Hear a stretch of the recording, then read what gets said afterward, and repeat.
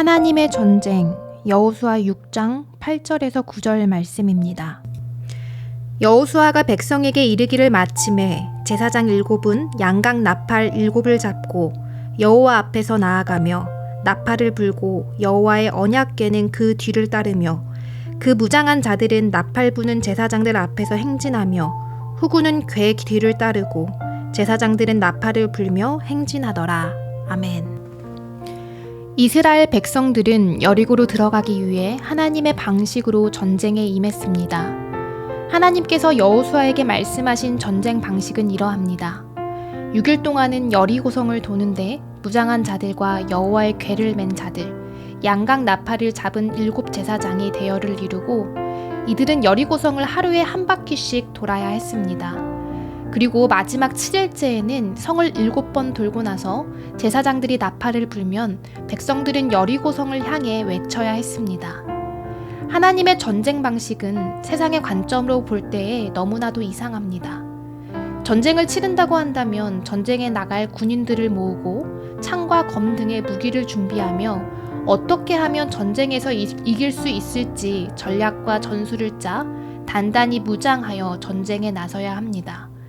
그러나 하나님은 무력이 아닌 여리고를 도는 방식으로 여리고 함락을 도모하였습니다.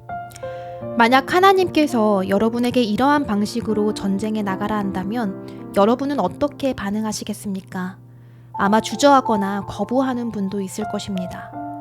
그런데 이스라엘 백성들은 여호수아의 말에 여리고성 주변에 줄지어 서서 그 성을 돌았습니다. 그들 가운데에도 우리가 지금 뭐하고 있는 거지? 이렇게 한다고 전쟁에서 이길 수 있을까? 라는 의심을 가진 백성도 있었을지 모릅니다. 그러나 그들은 누구 하나 토달지 않고 6일간 묵묵히 여리고성을 돌았고 7일째 되는 날에는 성 주위를 7번이나 돌았습니다. 그렇게 주님의 말씀에 순종한 이스라엘 백성들은 결국 여리고성이 무너지는 기적을 직접 목격하게 됩니다. 오늘 본문 말씀을 문자 그대로 이해한 사람들은 정복하고 무너뜨려야 할 대상을 놓고 그 주위를 도는 행위를 하였습니다.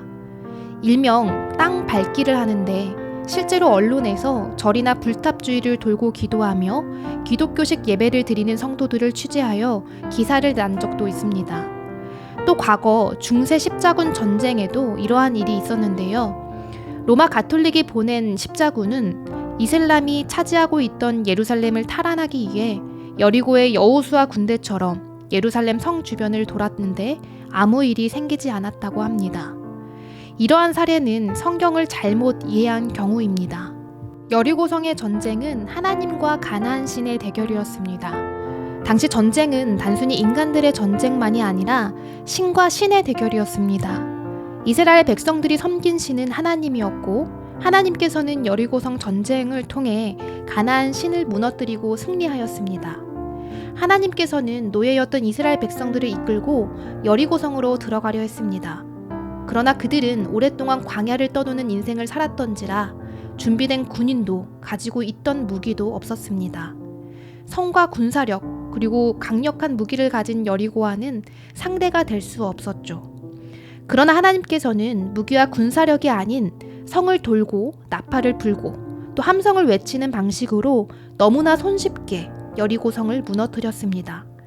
이스라엘 백성들은 여리고성 전쟁을 통해 하나님께서 일하고 계시며 그분의 구원의 역사를 이루어 가시며 하나님은 가나안 신과 비교할 수 없을 정도로 강한 능력과 권세가 있는 분임을 알게 되었습니다.